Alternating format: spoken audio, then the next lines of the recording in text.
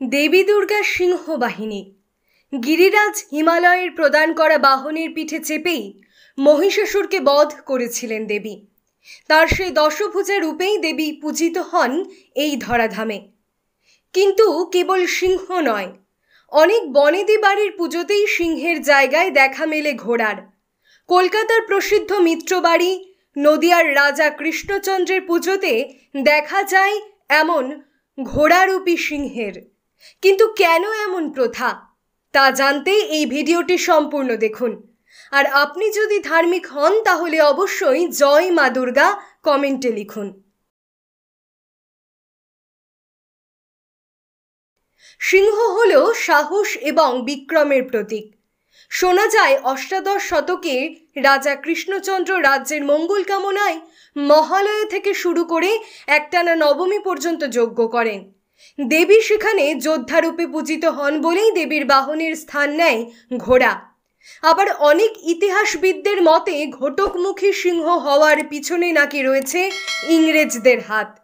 আসলে সেই সময় ব্রিটিশ সাম্রাজ্যের প্রতীক ছিল ঘোড়া।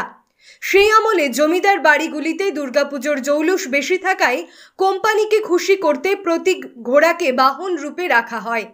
এই সিংহগুলোকে ঘোড়া দাবা সিংহ বলা হয়, অর্থাৎ দাবা খেলার ঘোড়ার ঘুঁটির মতো মুখ।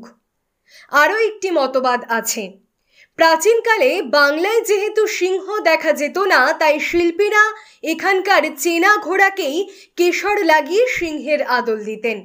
পরে আঁকা ছবিতে সিংহের আসল চেহারা দেখে শিল্পীরা আসল সিংহের মতোই দেবীর বাহনকে গড়তে আরম্ভ করেন।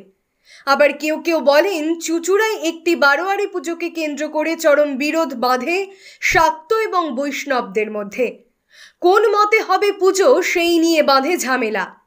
শেষে সেই সময় পণ্ডিতরা একই প্রতিমাকে দুবার দুই মতে পূজা করার বিধান দেন, কিন্তু তাতে অখুশি হয়ে শেষে পুজো দুই ভাগে ভেঙে যায়।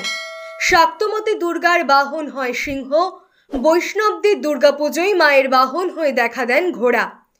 আজও বহু জায়গায় সেই পুরনো প্রথা মেনেই বহু জায়গায় দুর্গার বাহন হিসেবে ঘোড়াকেই পুজো করা হয়। এই রকম ভিডিও দেখার জন্য আমাদের চ্যানেল সাবস্ক্রাইব করুন। ভালো লাগলে লাইক করুন, কোনো প্রশ্ন থাকলে কমেন্টস করুন।